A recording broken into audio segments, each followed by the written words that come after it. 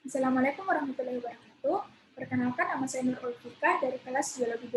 Kali ini saya akan menjelaskan tentang sistem koordinasi pada hewan. Sistem koordinasi pada hewan terdapat komponen-komponen utama.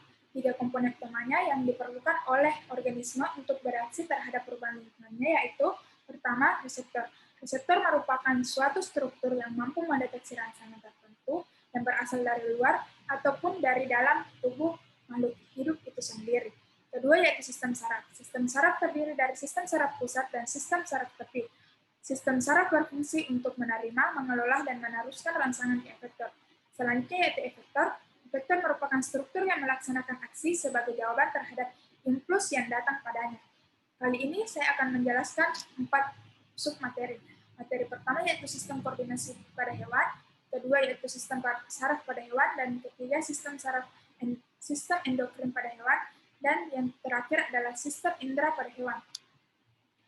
Baik, yang pertama yaitu sistem koordinasi. Sistem koordinasi merupakan suatu sistem yang mengatur kerja semua sistem organ agar dapat bekerja secara serasi untuk menanggapi rangsangan.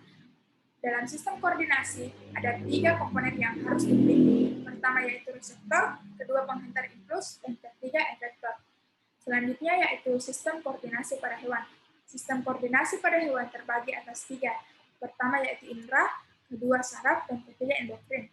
Indera merupakan bagian tubuh yang memiliki ujung saraf sensori dan peka terhadap rangsangan tertentu.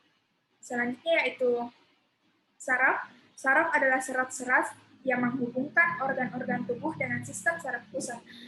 Sistem saraf pusat yaitu otak dan sumsum tulang belakang, serta antara bagian sistem saraf dengan lainnya. Selanjutnya yaitu sistem koordinasi endokrin. Sistem endokrin adalah sistem kontrol kelenjar tanpa saluran atau dukles yang menghasilkan hormon yang tersirkulasi di tubuh melalui aliran darah untuk memengaruhi organ-organ lainnya. Selanjutnya yaitu pengertian dari sistem saraf adalah sistem organ pada hewan yang terdiri atas serabut saraf yang tersusun atas sel-sel saraf yang menghasilkan dan saling terhubung dan esensial untuk persepsi sensoris indrawi, aktivitas motorik, volunter dan involunter organ atau jaringan tubuh, dan homeostasis berbagai proses fisiologis tubuh. Selanjutnya itu 4 komponen sistem saraf. Pertama yaitu otak. Otak adalah sistem saraf pada invertebrata dan vertebrata lainnya. Kedua yaitu serabut saraf.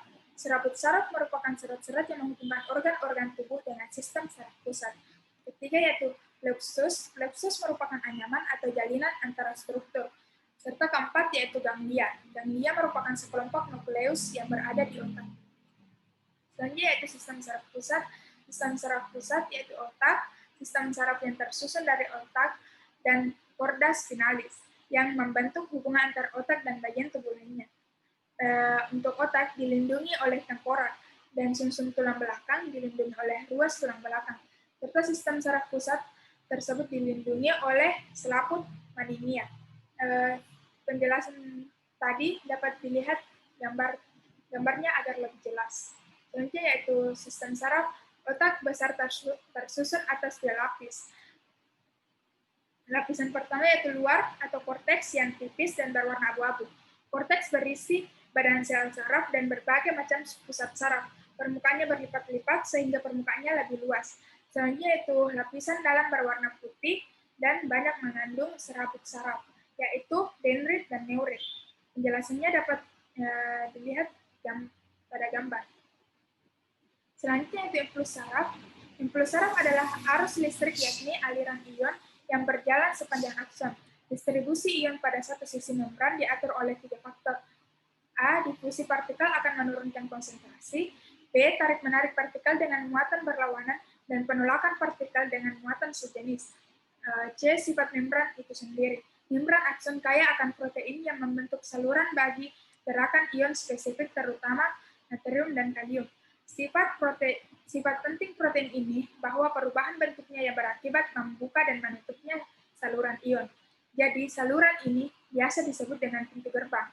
Ciri penting lain membran akson adalah adanya protein membran integral yang disebut pompa natrium kalium, dan yang akan memompa ion natrium plus ke luar akson, dan ion kalium plus memasuki akson. Selanjutnya yaitu sel saraf. Pertama, badan sel adalah pengendali kerja sel saraf, mempunyai inti sel dan banyak mengandung mitokondria. Kedua yaitu dendrit, adalah tonjolan protoplasma pada badan sel dan bercabang-cabang yang berfungsi untuk menerima dan menghantarkan impuls saraf dari luar ke sel saraf. Dan ketiga yaitu neurit atau akson yang biasa dikenal dengan serabut saraf, adalah juluran panjang dari badan sel yang berfungsi untuk menghantarkan rangsangan dari badan sel ke sel saraf lainnya. Penjelasan tadi dapat dilihat dengan detail di gambar yang saya sajikan. Selanjutnya itu sistem saraf pada hewan tingkat rendah atau invertebrata. Sistem saraf hewan bersel satu. Tidak semua vertebrata atau invertebrata memiliki sistem saraf. Hewan yang tergolong protozoa dan porifera tidak memiliki sistem saraf. Setiap sel penyusun tubuh hewan tersebut mampu mengadakan reaksi terhadap stimulus yang diterima dan tidak ada koordinasi antar satu sel dengan sel tubuh lainnya. Selanjutnya itu sistem saraf pada Coleopterata dan Echinodermata. Pada Coleopterata, sistem saraf yang terdapat pada Coleopterata adalah sistem saraf difus. Selanjutnya itu Echinodermata. Sistem saraf pada Echinodermata masih merupakan sistem saraf primitif. Materi selanjutnya itu sistem endokrin. Sistem endokrin disebut juga sistem kelenjar tubuh, yaitu kelenjar yang mempunyai saluran khusus untuk mengalirkan sekretnya. Kelenjar-kelenjar endokrin dimasukkan ke dalam suatu sistem karena data atau sekret dari suatu sistem kelenjar endokrin dapat mempengaruhi kelenjar endokrin lainnya. Selanjutnya itu sistem endokrin. Sistem endokrin terkhususnya nematoda dan annelida. Nematoda hewan ini dapat mengalami ganti kulit hingga 4 kali dalam siklus hidupnya, serta mempunyai struktur khusus yang berfungsi untuk sekresi neurohormon yang berkaitan erat dengan sistem saraf.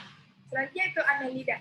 Sel-sel neurosekresi pada annelida terdapat pada ganglion supraesophagus dan ganglion subesophagus dan ganglion ventral. Selanjutnya itu sistem endokrin. Berbeda dengan invertebrata, sistem endokrin pada vertebrata dapat dibedakan menjadi 3 kelompok kelenjar utama, yaitu hipotalamus, hipofisis atau pituitari, dan kelenjar endokrin tepi. Pada vertebrata, sistem saraf memberikan pengaruh yang sangat jelas terhadap sistem endokrin. Pada sistem endokrin pada amfibia terdapat sekresi intern. Dan kedua yaitu sistem endokrin pada emfas, yaitu adanya glandula pituitaria atau hipofisa. Selanjutnya yaitu sistem indera. Sistem indera pada hewan intervertebrata atau tidak bertulang belakang. Sistem indera pada hewan bersel satu atau protozoa, sistem indera pada Coleopterata, sistem indera pada moluska, sistem indera pada Platyhelminthes, dan sistem indera pada Arthropoda. Sistem indera pada vertebrata atau bertulang belakang, yaitu mamalia. Indera mamalia umumnya berkembang dengan baik, seperti contohnya simpanse, kelinci, kanguru, platypus, serta lumba-lumba. Baik, itulah tadi materi yang sempat saya bawakan. Lebih dan kurangnya mohon dimaafkan. Wassalamualaikum warahmatullahi wabarakatuh.